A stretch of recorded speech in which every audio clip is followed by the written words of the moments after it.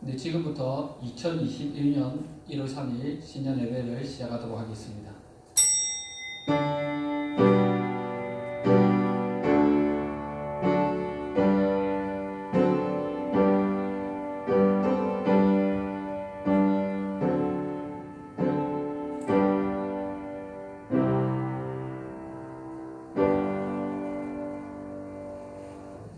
할렐루야, 거룩하신 하나님, 크신 은혜와 사랑에 감사와 찬양을 돌려드립니다.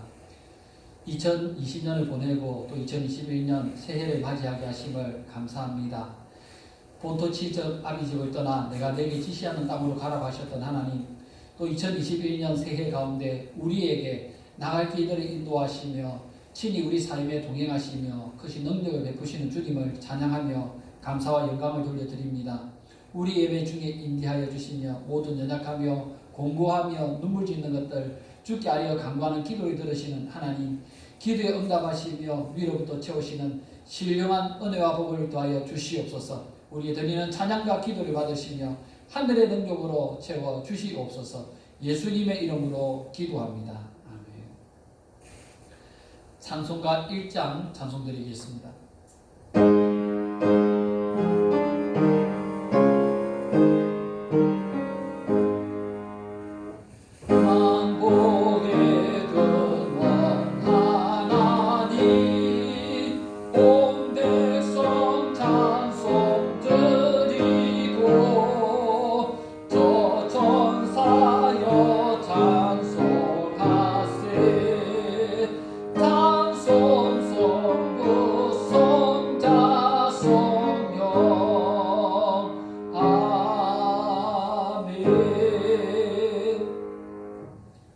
교동문 60문 교독하겠습니다. 여호와여, 주께서 나를 살펴보셨으므로 나를 아시나이다. 주께서 내가 안고 일어섬을 아시고 멀리서도 나의 생각을 밝히 아시오며 나의 모든 길과 내가 눕는 것을 살펴보셨으므로 나의 모든 행위를 익히 아시오니 여호와여, 내 혀의 말을 알지 못하시는 것이 하나도 없으시니이다. 내가 주의 영을 떠나 어디로 가며 주의 앞에서 어디로 피하리이까? 내가 하늘에 올라갈지라도 거기 계시며 서울에 내 자리를 펼지라도 거기 계시나이다. 내가 새벽 날개를 치며 바다 끝에 가서 거주할지라도 거기서도 주의 손이 나를 인도하시며 주의 오른손이 나를 붙드시리이다. 하나님이여, 나를 살피사 내 마음을 아시며 나를 시험하사 내 뜻을 아옵소서. 내게 무슨 악한 행위가 있나 보시고 나를 영원한 길로 인도하소서. 사도신경으로 신앙 고백 드리겠습니다. 전능하사 천지를 만드신 하나님 아버지를 내가 믿사오며 그 외아들 우리 주 예수 그리스도를 믿사오니 이는 성령으로 잉태하사 동정녀 마리아에게 나시고 본디오 빌라도에게 고난을 받으사 십자가에 못 박혀 죽으시고 장사한 지 사흘 만에 죽은 자 가운데서 다시 살아나시며 하늘에 오르사 전능하신 하나님 우편한 자 계시다가 저리로서 산자와 죽은 자를 심판하러 오시리라. 성령을 믿사오며 거룩한 공예와 성도가 서로 교통하는 것과 죄를 사하여 주시는 것과 몸이 다시 사는 것과 영원히 사는 것을 믿사옵나이다. 찬송가 546장 찬송 드리겠습니다. 546장.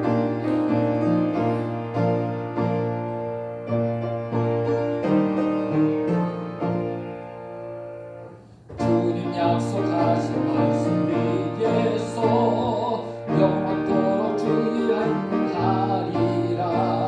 소리 높여 주께 영광 돌리며 약속 믿고 굳게 서리라. 굳게 서리라.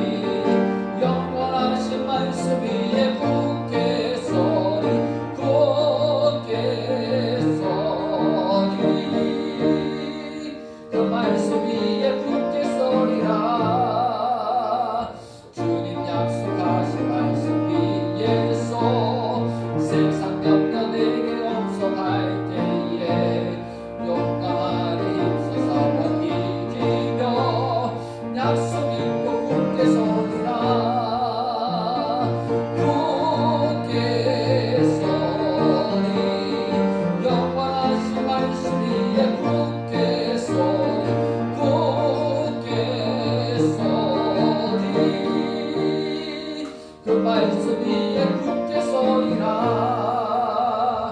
주님 약속하신 말씀 위에서 영원하신 주의 사랑 힘 있고 성령으로 힘써 싸워 이기며 약속 믿고 굳게 서리라. 굳게 서리 영원하신 말씀 위에 굳게 서리 굳게 서리 그 말씀 위에 굳게 서리라.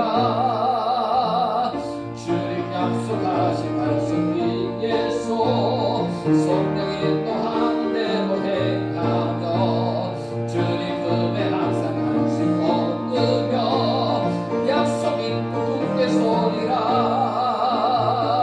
굳게 서리 영원하신 말씀 위에 굳게 서리 굳게 서리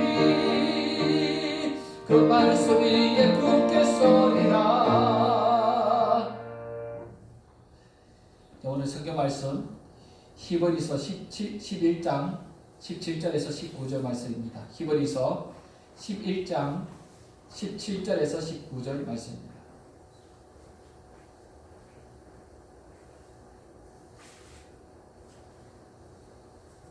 찾으셨으면 다 같이 한 목소리로 읽기하겠습니다. 아브라함은 시험을 받을 때에 믿음으로 이삭을 드렸으니 그는 약속들을 받은 자로 돼 그 외아들을 드렸느니라.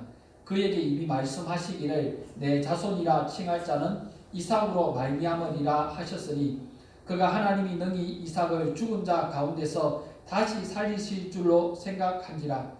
비유컨대 그를 죽은 자 가운데서 도로 받은 것이니라. 할렐루야. 성도 여러분 반갑습니다. 2021년 새해가 되었습니다. 새해 복 많이 받으십시오. 하나님이 여러분을 사랑하십니다.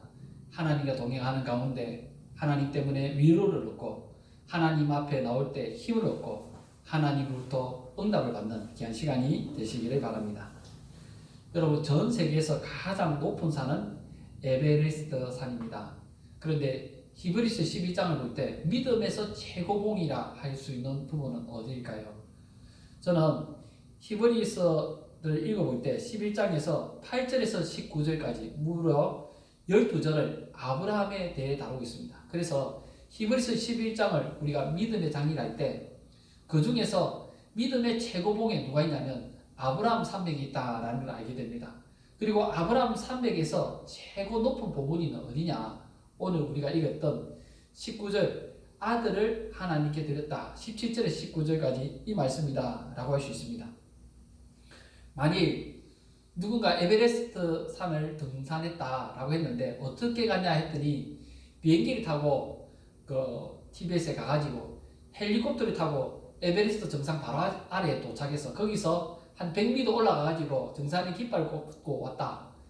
그렇게 했다면 그 사람이 정상적으로 에베레스트 산을 등산했다. 세계 최고의 등산을 했다라고 말할 수 있을까요? 그건 등산이 아니고 비행을 한 겁니다. 마찬가지로 우리가 믿음의 최고 정상에 오른다라는 것은 갑자기 어느 날 결심하고 그리고 마음에 굳건하게 내가 하기로 결정하면 그렇게 믿음의 최고봉에 도달하는 것이 아니라 서서히 믿음의 최고봉을 향해서 믿음의 산맥을 올라가는 겁니다. 그래서 믿음의 산맥을 오르다 보니까 어느 순간인가 믿음의 최고봉에 오르게 되는 것입니다. 마치 운동선수가 더 좋은 성적을 내기 위해서 근육을 키우고 기술을 향상시키는 것처럼 아브라함은 고난과 역경을 통해서 믿음의 근육을 키워갔고 결국 믿음의 최고 정상에 서게 된 것입니다. 그러므로 아브라함처럼 인생 최고의 고난을 만날 때 우리가 이 고난을 어떻게 대처하며 이것을 통해서 무엇을 깨달아야 될까? 첫째 저는 이 말씀을 드리고 싶습니다. 우리가 여러 가지 시험을 만날 때 하나님은 우리를 시험하기를 원하신다. 이 사실을 알아야 됩니다. 하나님은 우리에게 시험을 주신다는 겁니다. 히브리서 11장 17절에도 아브라함은 시험을 받을 때에 믿음으로 이삭을 드렸다라고 했습니다. 시험을 받았대요. 이 시험은 하나님이 이삭을 향해서 시험하시는 그 테스트였던 겁니다. 그러므로 베드로 전서는 여러 가지 시험에 대해서 이렇게 말씀합니다. 그러므로 너희가 이제 여러 가지 시험으로 말미암아 잠깐 근심하게 되지 않을 수 없으나 오히려 크게 기뻐하는도다. 너희 믿음의 확실함은 불로 연단하여도 없어질 금보다 더 귀하여 예수 그리스도께서 나타나실 때에 칭찬과 영광과 존귀를 얻게 할 것이니라. 그러므로 하나님이 우리를 시험하실 때 이 시험 가운데 우리가 꼭 깨달아야 될 것이 있습니다. 첫째는 하나님은 우리가 감당할 수 없는 시험을 허락하지 아니하신다라는 겁니다. 사도 바울은 성도가 당하는 시험에 대해서 고린도전서에 이렇게 말씀합니다. 사람이 감당할 시험 밖에는 너희에게 당한 것이 없나니 오직 하나님을 믿보사 너희가 감당치 못할 시험 당함을 허락하지 아니하시고 시험 당할 즈음에 또한 피할 길을 내사 너희로 능히 감당하게 하시느니라. 하나님이 우리를 시험할 때 능히 감당할 수 있는 만큼 시험을 허락하시고, 만일 어떤 시험이 우리가 감당할 수 없을 정도로 강력한 것이라면 피할 길을 하나님이 주셔서 그것을 또 감당케 하신다는 겁니다. 그래서 우리가 이 사실을 잊어버리게 되면 우리가 시험 중에 하나님에 대한 믿음을 잊어버리고 유혹과 두려움에 빠져서 절망하고 좌절하게 됩니다. 그래서 이 사실을 기억해야만 하는 겁니다. 예수님의 제자들도 시험에 빠져서 넘어졌던 때가 있습니다. 예수님은 제자들에게 바다 건너편 땅으로 건너가자라고 하셨습니다. 그래서 제자들이 갈릴리 호수를 지나서 배를 지어서 열심히 바다를 건너가고 있었습니다. 그런데 갑자기 사나운 바람이 불고 풍랑이 일어나자 제자들은 두려움에 휩싸이기 시작했습니다. 그래서 피곤하게 주무시고 계시는 예수님을 깨웠습니다. 선생님, 우리가 죽게 된 것을 돌아보지 아니하십니까? 그때 예수님이 즉시 바람을 꾸짖으시고 잠잠하라, 고요하라. 그때 놀라운 일이 일어납니다. 사납게 일렁이는 파도가 잠잠해지고 더 이상 바람이 불지 않았습니다. 그때 예수님은 제자들에게 잘 깨웠다 하고 칭찬하시지 않고 오히려 책망하십니다. 어찌하여 이렇게 무서워하느냐? 너희 믿음이 없느냐? 만일 우리가 하나님이 주신 시험을 받으면서 제압과 두려움에 휩싸이게 되면 즉시 죄의 유혹이 역사하고 절망감에 빠지고 패배의식에 사로잡히게 됩니다. 죄의 욕망이 강하게 일어나고 하나님을 떠나서 점점 죄의 구덩이에 빠지는 욕구가 일어나게 됩니다. 만일 이런 결과를 낳게 되었다면 우리의 믿음을 시험하신 하나님을 비방해야 할까요? 하나님, 왜 이런 시험을 주셔서 저를 힘들게 합니까? 하나님이 시험하지 않았다면 내가 신앙생활 더 잘했을 건데요. 이렇게 말할지 모릅니다. 그러나 고린도전서 10장 13절의 약속을 보면 감당하지 못할 시험을 허락하지 아니하신다 했고, 시험 당할 즈음에 능히 피할 길을 내사 감당하게 하신다라고 했습니다. 그러니 만일 우리가 시험을 감당하지 못했다면 그것은 능히 감당하게 하시거나 피할 길을 내신 하나님을 신뢰하지 못한 결과라 할 것입니다. 하나님의 시험에서 실패하는 경우가 생긴다면 시험을 주신 하나님을 원망하고 주위의 환경과 사람들을 비판하지 마시고 왜 내가 하나님의 시험을 통과하지 못했는가 다시 한번 점검해 보아야 합니다. 잠언은 자신의 실패에 대해서 하나님을 원망하는 사람들에 대해서 이렇게 증거하고 있습니다. 사람이 미련함으로 자기의 길을 굳게 하고 마음으로 여호와를 원망하느니라. 우리 자신의 어리석음과 헛된 욕심 때문에 유혹에 빠지고 실패를 했는데 하나님을 원망해서는 안 됩니다. 우리는 먼저 하나님께 솔직하게 나의 실패가 내 책임임을 인정하고 하나님의 도우심을 구해야만 하는 것입니다. 또 우리가 기억할 것은 하나님이 우리를 시험하신다고 할 때 우리를 시험하는 목적입니다. 하나님은 우리가 실패하게 하려고 시험하시는 것이 아니라 더욱 강한 믿음으로 성장하기를 원하시는 것입니다. 우리나라에도 한 분야의 최고가 되는 그런 선수들을 레전더라고 이렇게 호칭하고 그런 선수들을 존경하고 있습니다. 그래서 현역에서 어때서도 그런 선수들은 과거의 실력을 회상하면서 칭송하고 있는 걸 보게 됩니다.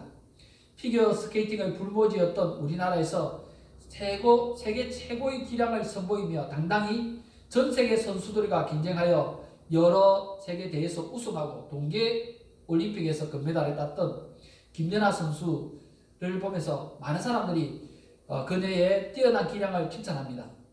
그런데 저는 김연아 선수의 발을 찍은 사진을 본 적이 있습니다.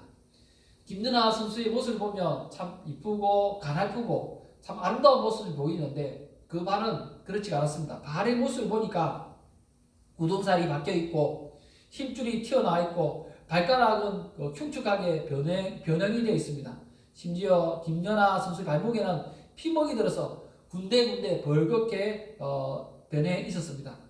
김연아 선수의 주치에 의하면 김연아 선수의 오른발의 신체 연령은 40세에 해당한다고 합니다. 그래서 더 이상 선수로서 계속 활동하기 어려울 정도로 그렇게 에너지를 많이 사용했었다라고 합니다. 그런데 김연아 선수가 세계 최고의 선수로서 이렇게 성장할 수 있었던 그 근본적인 원인에는 수많은 실패가 있을 때 거기서 주저앉지 않고 계속해서 그것을 딛고 일어서서 넘어섰기 때문에 결국 정상의 자리에 올랐던 것입니다. 하나님은 우리가 성장하도록 격려하고 더욱 자극을 주기 위해서 믿음의 시험이라는 훈련을 시키고 계신 겁니다. 아브라함이 처음 하나님께 부름을 받았을 때 그때 하나님은 본토 친척 아비 집을 떠나라고 했습니다. 그런데 본토 친척 아비 집을 떠나 하나님이 지시하는 땅으로 갔더니 또 다른 시험이 있었습니다. 가뭄이 들었는데 가나안 땅을 떠나지 말고 거기 머무라라는 말씀을 주셨습니다. 그것도 또 다른 시험이었습니다. 그리고 그 시험이 끝나고 나니까 더 이상 자녀를 생산할 능력이 없는 아브라함에게 자녀를 낳을 것이다 라는 말씀을 주셨어요. 또 그 시험을 통과하고 나니까 이제는 이삭을 제물로 바치라. 만일 처음부터 하나님이 아브라함을 부르면서 너는 백세의 아들을 하나 얻을 건데 그 아들을 바쳐야 된다 이렇게 명령하셨다면 아브라함이 하나님의 명령에 순종하면서 처음부터 믿음의 길을 걸어갈 수 있었을까요?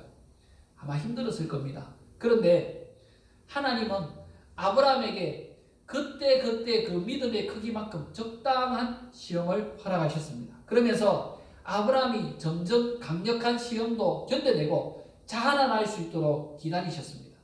아브라함의 믿음이 자라는 만큼 하나님이 축복하시며 약속하셨던 그 언약의 성취 능력도 더욱 뚜렷해지고 강력하게 역사하기 시작한 것입니다.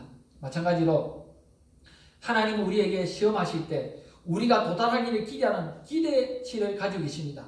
그리고 그 기대치에 도달해야 할 그런 하나님의 성취 목표점이 있습니다. 하나님의 기대에 도달하면 하나님 준비하신 것을 누리게 되겠지만 하나님 예비하신 자리에 도달하지 못하고 실패하고 좌절할 때 그냥 포기하고 없었던 일로 하시는 것이 아니라 다시 또 다른 연단을 통해서 또 다른 시험을 통해서 점점 성장해가고 결국 하나님이 설정해 놓으신 그 자리에 우리가 도달하도록 하나님이 이끌어 가신다는 사실입니다. 그러므로 여러분이 여러 가지 일들을 겪을 때 꼭 기억하시기 바랍니다. 하나님은 결코 여러분이 이 시험을 통해 망하기를 원치 않으십니다. 시험을 주신 목적은 더 강력해지고 더 성장하고 더 큰 축복을 받기를 기대하시는 겁니다. 그래서 여러분이 시험을 만나실 때, 시련을 겪으실 때, 고난을 당하실 때 하나님이 나를 시험하시고 더 큰 것을 주시려 하는구나, 내가 더 성장하기를 기대하시는구나 하고 깨달으시면 좋겠습니다. 또 하나님이 시험하신다라고 할 때 두 번째로 우리가 알아야 할 것은 하나님의 시험에 대해서 우리의 반응은 순종으로 응답해야 된다는 겁니다. 하나님 시험을 받을 때 우리가 어떻게 반응해야 될까요? 여러분, 순종을 하되 불평 없이 온전히 순종해야 합니다. 아브라함도 인간입니다. 100세의 아들을 얻었는데 제물로 바치라 라는 말씀을 들었을 때 마음에 엄청난 갈등을 겪었을 겁니다. 마음속에 아들 잃을 버릴 경우에 대한 두려움도 있었을 겁니다.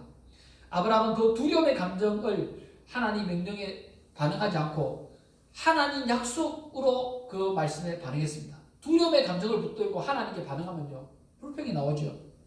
창세기 22장에서 하나님 명령이 아브라함에게 주어졌습니다. 내 아들, 내 사랑하는 독자 이삭을 데리고 모리아 땅으로 가서 내가 내게 일러준 산 거기서 그를 제물로 드리라.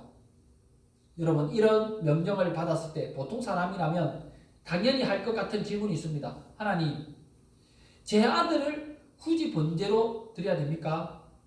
하나님, 이렇게 죽이시려면 왜 이삭을 태어나게 하셨습니까? 하나님, 이삭을 죽이고 나면 하나님 약속하신 큰 민족을 어떻게 이삭을 통해서 이룰 수 있습니까? 하나님, 이삭은 제 생명과 같습니다. 차라리 저를 죽이십시오. 아브라함도 이런 말을 하고 싶지 않았겠습니까? 그런데 하나님 명령을 들을 때 아브라함의 반응은 너무나 다릅니다. 창세기 22장 3절에 보면 아브라함이 아침에 일찍이 일어나 나귀의 안장을 지우고 두 종과 그의 아들 이삭을 데리고 번제에 쓸 나무를 쪼개어 가지고 떠나 하나님이 자기에게 이뤄주신 곳으로 가더니, 아브라함은 하나님과 논쟁하지 않았습니다. 불평하지도 않았습니다. 보통 사람이라면 아들의 문제에 관해서 당연히 사라와 의논할 것입니다. 그런데 아브라함은 사라와 의논하지 않습니다. 그냥 말씀을 주신 대로 순종합니다. 우리는 아브라함이 순종했다고 하니 순간적인 결심으로 순종한 것이라 라고 생각할 수 있는데, 모리아 산에서 아들을 드리는 시험은 모리아 산으로 가는 동안 계속되었습니다.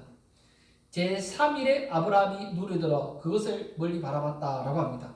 아브라함은 3일 동안 모리아 산을 향해서 갑니다. 그런데도 그 마음이 변하지 않았고 아무에게도 하나님의 명령에 대해서 의논하지 않았습니다. 아브라함은 산 아래에 도착해서 이삭에게 나무 짐을 지우고 산에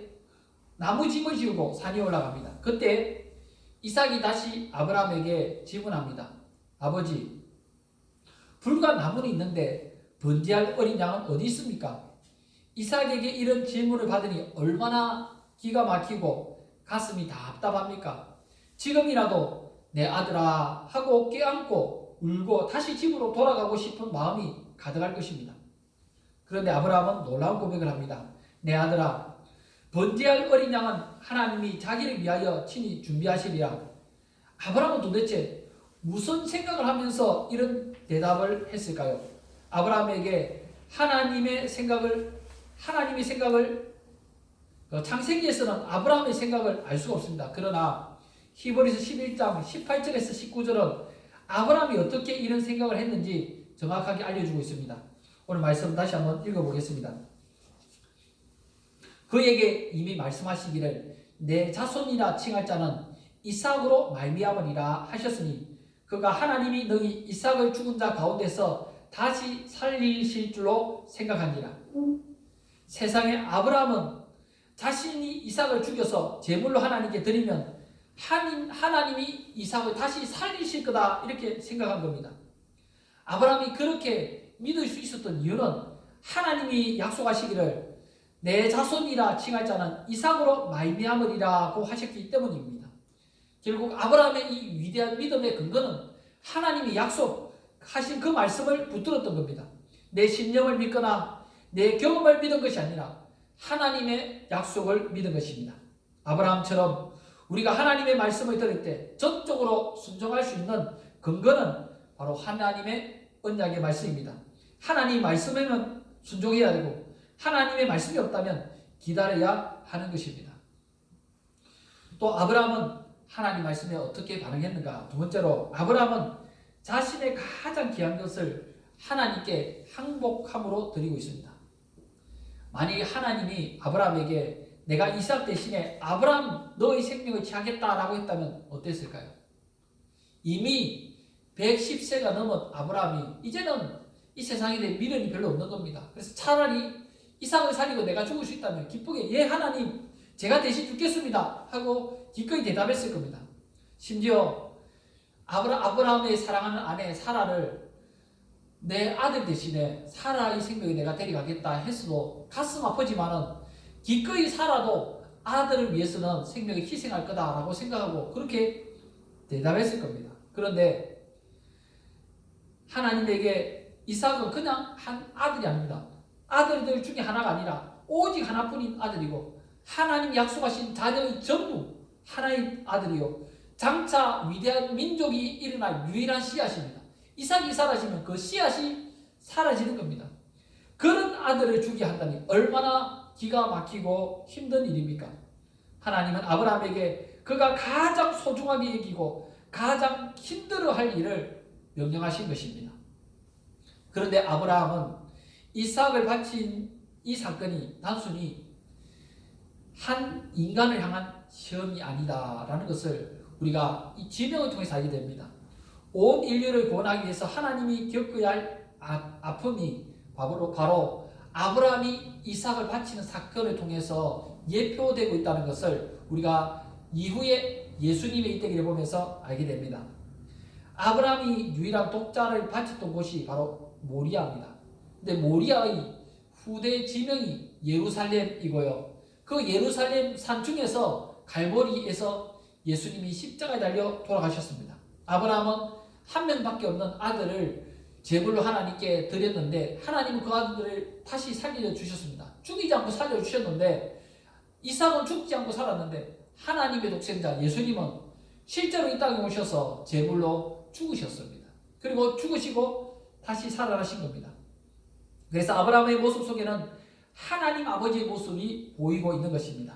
하나님에게 가장 힘든 일은 하나님 독생자 예수님을 희생하는 것입니다. 차라리 다른 걸 했다면 쉬웠을 겁니다. 은하계를 하나 더 만들려면 말씀으로 당장에 만들 수 있습니다. 새로운 제국을 만들려면 그건 너무 쉬운 일입니다.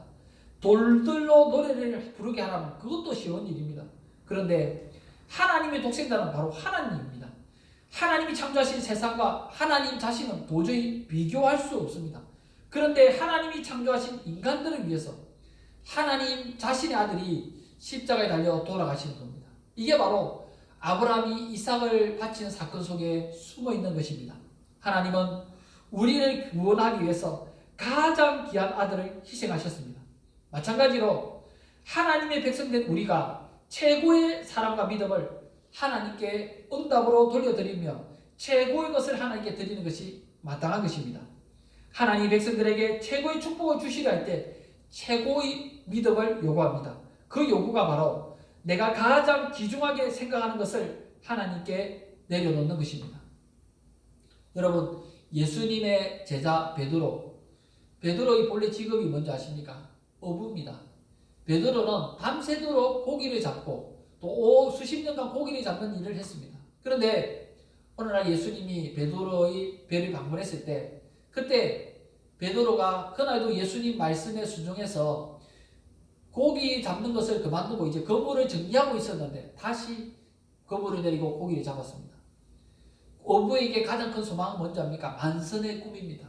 근데 베드로가 그때 예수님 말씀에 순종했더니 만선의 꿈을 이루었습니다. 고기를 가득히 잡았고 자기 입에 다 담을 수 없어 이웃들의 배들을 불러서 같이 담을 만큼 엄청난 축복을 받았습니다.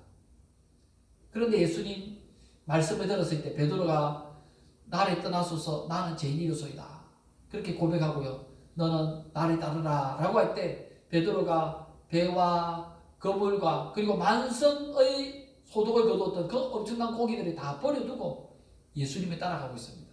어부에게 가장 귀중한 것이 뭡니까? 배와 그물과 만선의 고기들입니다. 그 모든 것들을 다 내려놓고 예수님을 따라갔던 겁니다. 또 예수님은 한 부자 청년을 만났습니다. 그 사람은 평소에 율법에도 순종하고 구제를 많이 하는 사람이었습니다. 그런데 그 사람에게 말씀하실 때는 너는 내 모든 재산을 가난한 사람들에게 나눠주고 너는 나를 따라오라 라고 했습니다. 베드로에게는 거물을 버려두고 오라고 했는데 만약에 그 부자에게 내가 가지고 있는 거물이나 아니면 하나의 작은 것을 버려두고 나를 따라오라 재산은 가지고 오라 하면 그것은 쉬웠을 겁니다. 그런데 베드로에게 그냥 거물 배만 버려두고 와도 됐는데 이 청년에게는 가지고 있는 모든 소유를 다 버리라고 했습니다. 왜냐하면 그 부자 청년에게는 그 재산이 가장 소중한 것이었기 때문입니다. 우리는 각기 소중하게 생각하는 것이 다릅니다. 아브라함에게 차라리 재산을 바치라고 했다면 쉬웠을 겁니다. 근데 그 아들은 그에게 가장 소중한 것이었습니다. 하나님은 우리의 가장 소중한 것을 요구하십니다. 그것은 어떤 특정한 대상이 아니라 우선순위를 하나님께 바치라는 명령입니다. 예수님은 우선순위를 하나님께 바치는 것에 대해 이렇게 말씀하셨습니다. 너희는 먼저 그의 나라와 그의 의를 구하라. 그리하면 이 모든 것을 더하시리라. 하나님 우리에게 최고의 것을 하나님께 바치라고 하는 것은 우리가 가진 것을 빼앗아 가려는 것이 아니라 모든 것을 하나님께서 주시기 위해서 가장 귀한 것을 바치라라고 말씀하시는 겁니다. 여러분이 가장 소중하게 생각하시는 것이 무엇입니까? 만약 하나님이 여러분에게 축복을 주시러 가면서 믿음의 시험으로 부르실 때 내가 소중하게 여기는 것들만 붙들고 있다면 하나님의 믿음의 시험을 통과할 수 없습니다.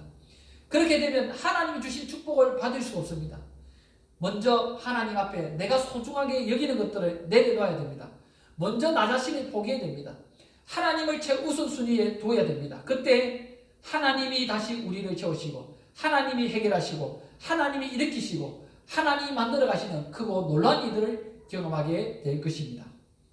마지막으로 세 번째, 아브라함은 하나님의 약속을 지키신다라는 것을 믿었습니다. 하나님은 반드시 그 약속을 지키신다. 이게 아브라함의 믿음이었습니다. 아브라함은 하나님이 이삭을 죽이신 후에 다시 살리실 것을 믿었습니다.